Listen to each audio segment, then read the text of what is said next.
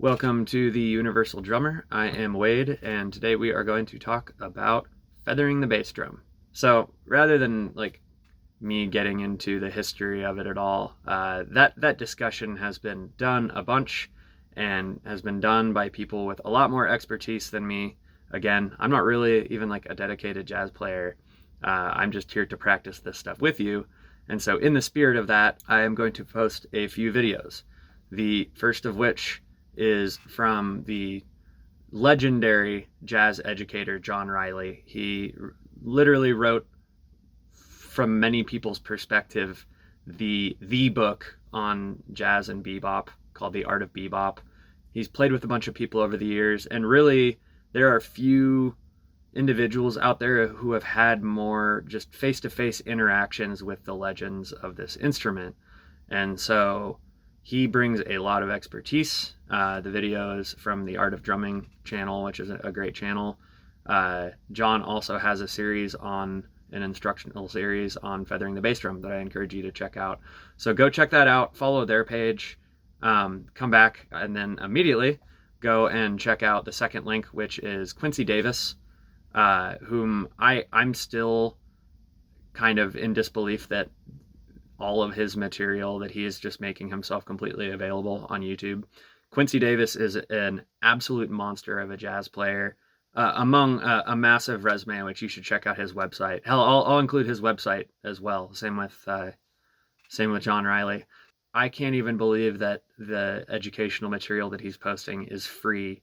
It's really priceless. He is the associate professor and chair of the drum set department at the University of North Texas, which is, amongst music schools, perhaps one of the most prestigious in existence. Go listen to Snarky Puppy sometime. That is the school that almost all of them came out of. Quincy took over the department from an individual named Ed Soph, who is one of the premier educators of this instrument in the nation. We're incredibly lucky to have Quincy's material there. I'm going to refer to that a lot because, to me, his channel should be as legendary as Stick Control and Syncopation. The same can be said for the third video that I want you to check out, which is a little bit longer and it gets into some other things, but it is an individual named Rick Dior, whom is another phenomenal drummer, great educator. It's still, we're kind of in this day and age, there's some really good YouTube channels. Amongst all of those, there are some individuals whom you would pay top dollar to get lessons with, and they are just putting their information out there for you. So go check out his video. He took extensive lessons from Joe Morello, which, if you don't know who that is, just research Joe Morello. I mean, he is your favorite jazz drummer's jazz drummer, probably. Just monstrous technique. I'm going to use the words master and monstrous probably a lot when talking about jazz drummers on this channel. So go check those out. They are going to kind of give you a little bit of a history and an idea of what you're working with. So we'll just do a little timeout, and you're going to go watch those right now and then get back to me. So see you in a second. So now you know kind of roughly the history of what's going on there, roughly how it works. So I want to take a second and talk about why it's important that we work on feathering the bass drum, why I've recognized that it's important that we work on feathering the bass drum. And the first and foremost is, if you're looking to play jazz, feathering the bass drum is one of the main components. You've got, the ride cymbal playing the swing pattern, the bass drum feathering, and that hi-hat on 2 and 4. And if you're not able to correctly do swing feel, you're going to have a hard time in jazz overall. And so that's in the contextualization of jazz. But even outside of that, and for me, I don't get jazz gigs. I don't do jazz. I come from playing in the band world. I play in rock and roll bands and psychedelic rock bands. So where's the value for me? Well, I mean, ideally, as a player, I want to be able to play at different dynamic ranges. I mean, that's part of what makes music feel emotional, is the ability to play quiet and loud. And if I'm restricted by the volume that I'm able to play with my bass drum, I'm shooting myself in the foot right off the bat. And so when we're working on feathering the bass drum, we're really unlocking a lot of potential and a lot of expressiveness with our right foot, which is where a lot of the music is really felt. And so, just working on feathering the way that, Q and John and Rick are talking about, where you're just playing little notes off the bass drum, which I understand we were doing some beater burying. I'll get to that.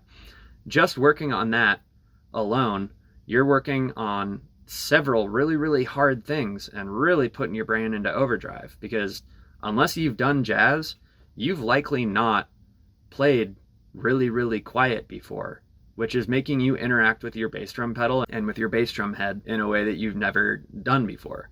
Furthermore, you're playing off of the head, and for a lot of you who maybe come from my world, you've been burying your beater for a lot of years. And so working on and feeling the spring of your bass drum pedal is going to be really, really weird. 3, you're working on playing evenly, playing even quarters. And again, digging into the click wasn't my priority there. I was just using that as a guideline to keep us roughly on tempo, and to help me with editing in case I needed to splice things.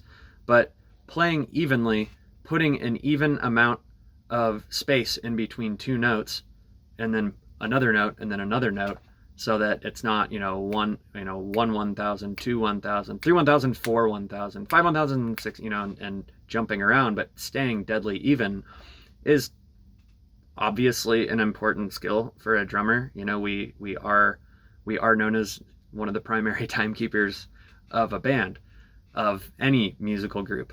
That's sort of a reputation that we uphold. And so you're already operating several really, really hard things that perhaps you haven't done before. And by doing that, you're unlocking a whole floor of where you're able to go. And for those of you who play loud rock and roll, nothing makes really, really, really exceptionally loud and aggressive and emotionally epic moments stand out like juxtaposing them with low dynamic volume. Go see a really good public speaker sometime, and you'll notice, as far as expression goes, they operate at a really high volume where it feels as though they're in your face, and then they talk really quietly to build tension. And we want to be able to do that with our drumming. That's very, very, very important with our drumming. So all the more reason to work on this kind of stuff.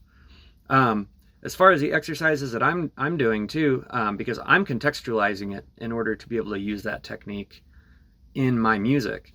And obviously we were doing things like burying the beater and even changing the degree that we bury the beater, which if you watch the Quincy Davis video, he does talk about he's neither burying the beater and actually like actively putting pressure into the head. That's the head bending as the beater pushes it. He's neither putting pressure in or playing off. He's kind of resting it briefly on there so that he's getting a warm note. Experimenting and practicing with different degrees of downward pressure into a head while you're playing, that's only going to increase your feel, your ability to really, really understand what the kick feels like under your right foot. Hugely important. Same with those graduated dynamic exercises that we were doing, where we went from high to low, high, medium, lower, lower, which for me a lot of time was like high, medium, low, lower, or something in between. Sorry, my voice is going out. Very, very important to just develop ability to express yourself with the bass drum in a way that isn't just using the bass drum as just a single dynamic thump, but really unlocking a lot of expression out of it. And so I'm gonna continue with this, and as we move forward, working on with our foot, keeping these really low, I say taps sometimes, because that is an expression of dynamic with our hands. These taps, and we can call them bass drum taps too if you want to break away from the feathering. Playing these low dynamic taps with our bass drum while we're playing different volumes with our cymbal, and learning how to play at different heights with different limbs. You don't just have to be forte with all 4 limbs. You can be playing pianissimo, which for those of you who didn't grow up in that world, pianissimo just means very, very quiet. Kind of roughly translates to those little hits either with your hand or with your kick. But you can gain the ability to play really, really quietly with one limb and really loudly with the other, and begin to almost play with the faders as though you're mixing, where you can be like, oh, I'm going to play my ride cymbal loud, my snare medium, and my snare quiet, or any combination of dynamics between any of our limbs.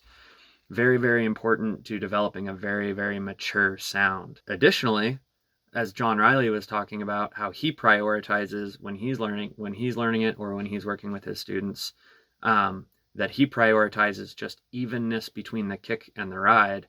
You're beginning to land all of your hits evenly. So if if I take 2 tennis balls and drop them on the ground, they're going to land roughly at the same time. If I take one and drop it lower and drop them at the same time, the one that started lower is going to hit, and they're going to go ka-tung.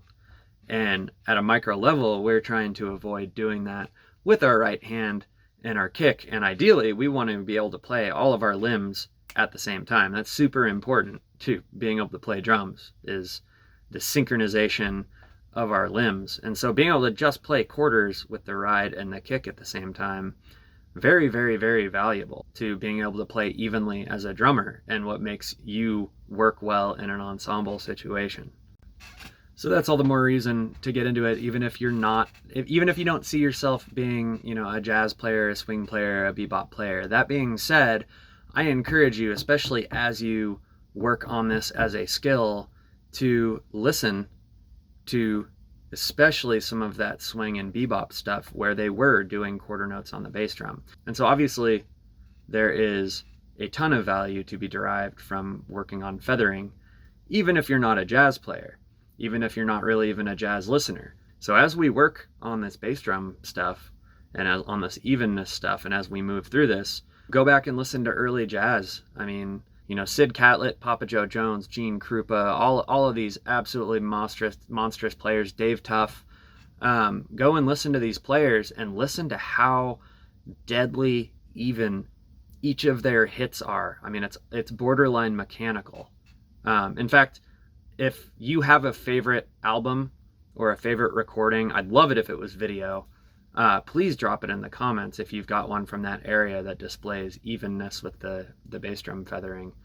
Will really make you look at this music differently and really feel not just how even the bass player or the bass drum is, but how even the bass player and the bass drum and the rest of the rhythm section were, how locked in and deceptively talented these players were when they were doing something that, from an outsider looking in, doesn't look hard. You see as a beginner or as a non-drummer, you see someone playing even notes with a limb or with their bass drum, and you think, oh, that's easy, until you start working with a metronome and you realize how much of a complete disaster you are with it.